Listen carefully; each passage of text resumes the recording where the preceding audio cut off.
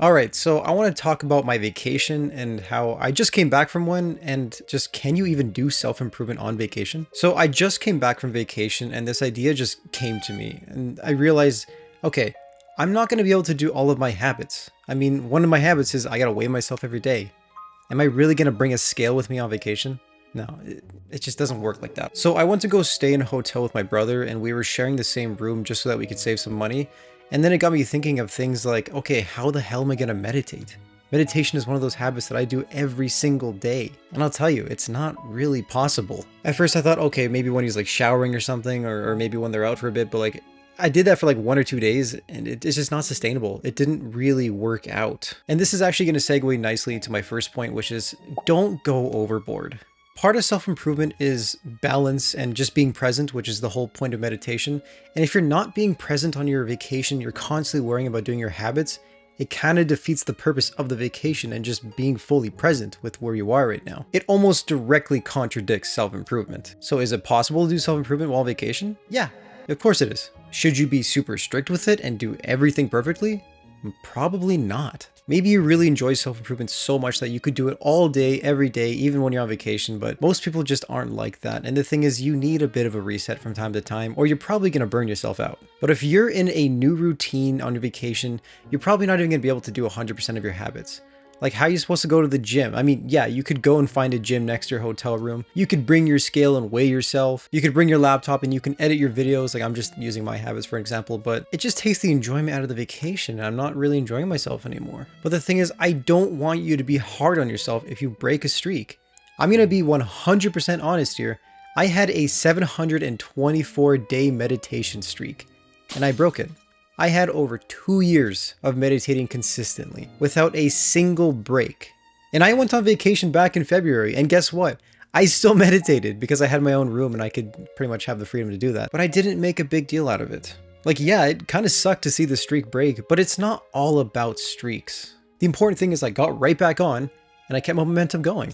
Remember that meditation is a long game, and most likely a lot of your habits are long-term habits too. If I miss a few days in 2 years of consistent meditation, it's not going to kill me.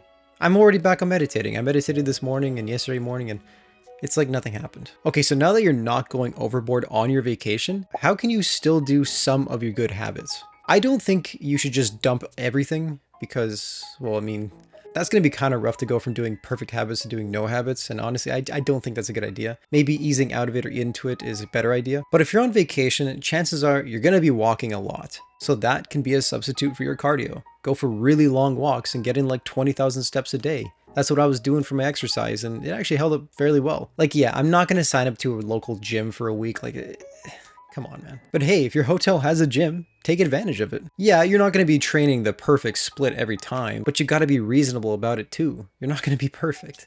Doing something is infinitely better than doing nothing, and you know that. Wait, baby!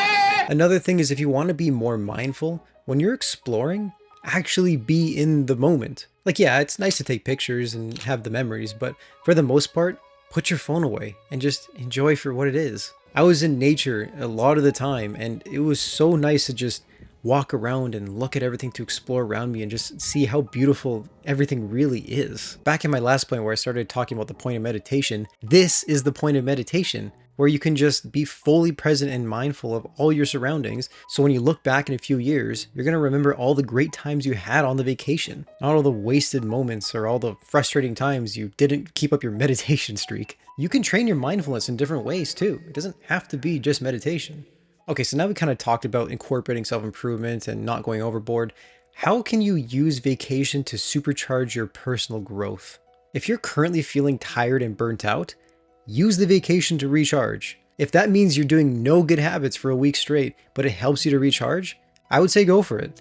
You have to know yourself and you have to know what recharges you. Personally, I wasn't feeling burnt out, but now that I'm back, I just have even more ideas. So honestly, it just gave me a ton of video ideas. So you'll be expecting more content from me soon. Now, yeah, sure, you might lose some momentum, but the thing is, losing momentum is infinitely better than being burnt out. Trust me, I was burnt out recently, and it destroyed my productivity. Yeah, I lost a bit of momentum from the vacation, but we're back at it, and it only took like a week off. When I was burnt out, I lost like 2 months of productivity. That's bad. Just do your best to avoid burnout at all costs. And remember that every day is an adventure. I actually made a video called Every Day is a Chance to Improve where I talk more about this every day is an adventure topic, so I definitely recommend checking that out. But basically, don't sit in your room all day when you're on vacation. Go out there, explore something, try something new, just be uncomfortable. Vacation is the perfect time to get out of your comfort zone and try something new. You can always go home and do your good habits any other day, but you're not always going to be out and about. Traveling is such an amazing thing, and you should not take it for granted. And here's another tip for you, is that if you choose to do self-improvement while you're on vacation and just do self-improvement activities, make a plan and set out to do what you plan to do. For example, a few non-negotiable habits that I set out for myself before I started my vacation is journaling and reading. I did these habits every single day. I did do other habits like some meditation here and there, some stretching, but they weren't consistent every single day. But I still made the effort. I wouldn't say just give up, right? I mean, I talked about this before. You don't want to just give up on everything. Try your best and just try and have like maybe 2 or 3 non-negotiable habits that you do every single time. And finally, don't waste your downtime.